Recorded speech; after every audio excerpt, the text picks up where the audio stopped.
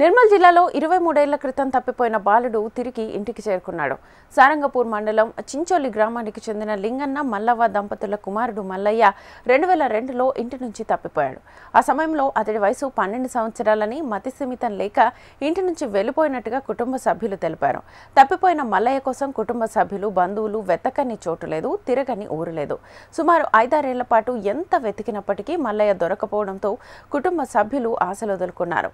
ఇంటి నుంచి తప్పిపోయిన మల్లయ్య కేరళకు చేరుకోవడంతో శ్రద్ధ ఫౌండేషన్ వారు అక్కున చేర్చుకుని అతడికి వైద్యం ఇప్పించారు. క్రమంగా ఆరోగ్యం కుదుటపడడంతో తన కుటుంబ సభ్యుల వివరాలను తెలపగా మల్లయ్యను శ్రద్ధ ఫౌండేషన్ కుటుంబ సభ్యుల వద్దకు చేర్చారు.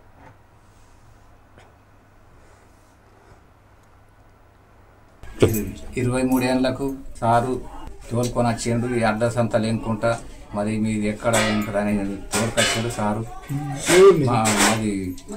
మాది కొట్టు కాదు, మా చెంచోలి మా పెద్దమ్మ మనమడే,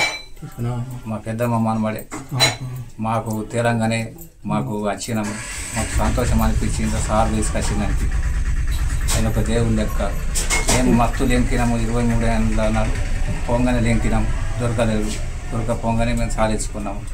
మాకు దేవుడు తీసుకొచ్చిండు. ఆ సారు ఎంతో దేవుడు లెక్క మాకు ఇల్లు ఎరగొట్టిండు. మాకు ముట్టనిండు. మాకు ఎంతో గమ్మత అనిపిస్తున్నది. ఇక ఇంతే సంతోషం, మాకు సంతోషం అనిపిస్తుంది.